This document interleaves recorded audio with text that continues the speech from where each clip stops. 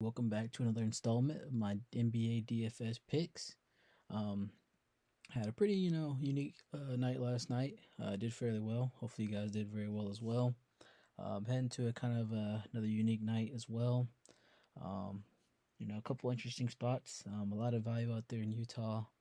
So definitely gonna be an interesting night. Like as always, if you guys like this video, find it helpful, go ahead and drop me down a like down below. Subscribe to the channel, helps me out, and helps me keep pumping these videos out for you guys. So let's go ahead and jump right into this. First guy here on my list, we have Rudy Gobert, going against who we know as the Thunder, who are very fantasy friendly, especially against sinners. They've been a gold mine recently with Isaiah Roby starting down low. And the Jazz come in tonight without Mike Conley, and Rudy Gobert has historically smashed this season without Mike Conley in the lineup. In games without Mike Conley in the lineup, I believe four, he's averaged 34 minutes and 51 fantasy points. So definitely a nice little trend there. And him coming in against the OKC Thunder should present an easy matchup for him to even meet or eclipse that number. And he should fare very, very well defensively, as Rudy Gobert is a perennial um, Defensive Player of the Year candidate. As the last four of the five centers that have gone against OKC this past 5 games have racked up 2 or more defensive stats. So he should easily hit that mark and exceed it, as he's a block specialist. And he's also coming to this matchup with great history versus the Thunder, as he's averaged 48.5 fantasy points versus the Thunder over the last 2 games this season. Next guy we have on the list, Darius Garland. Um, Came out last game against Philly, absolutely lit it up. I believe 63 fantasy points last game.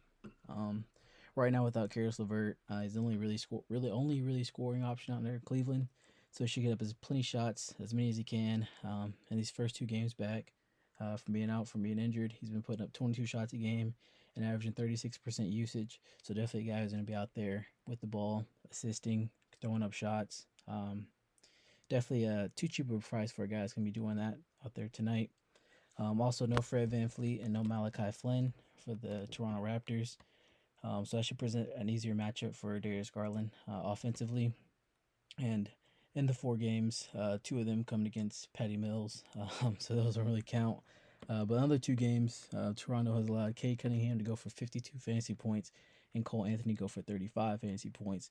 So definitely a spot where guys have been hitting over their season averages, and a good chance for Darius Garland to hit over his season average as well.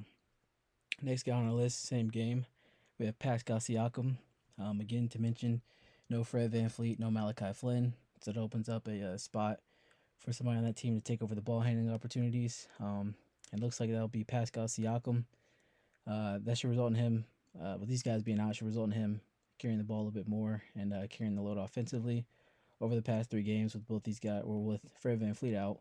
That haven't been a blowout. The first game that Fred VanVleet was out against the Nets, it was a big blowout.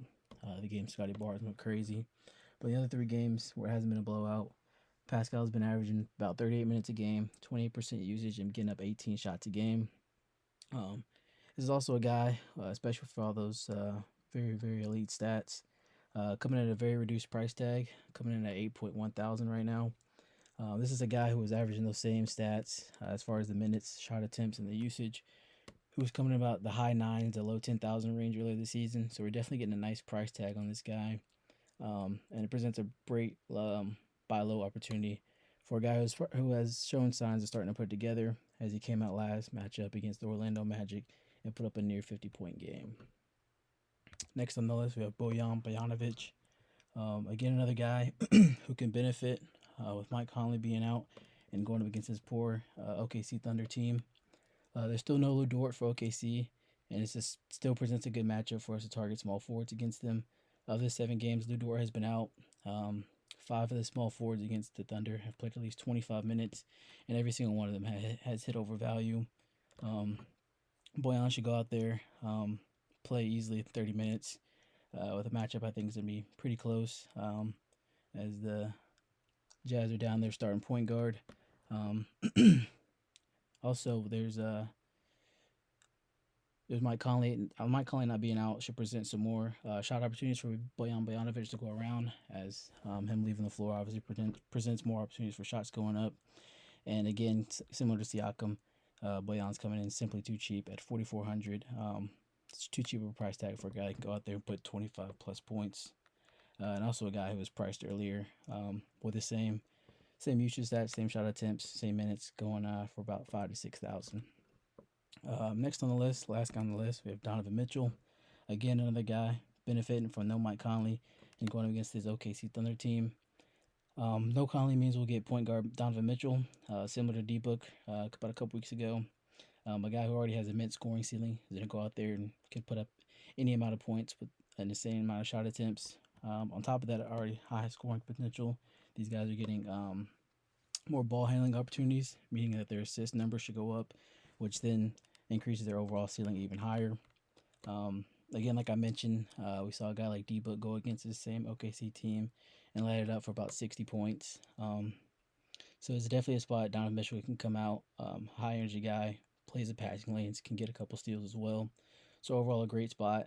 Should be very popular, as he should be, and I think definitely the safest and possibly highest scoring player on the slate. So that's gonna go ahead and wrap it up. Again, if you guys like this video, found it helpful, go ahead and drop me down a like below, and subscribe to the channel, and I'll see you guys again.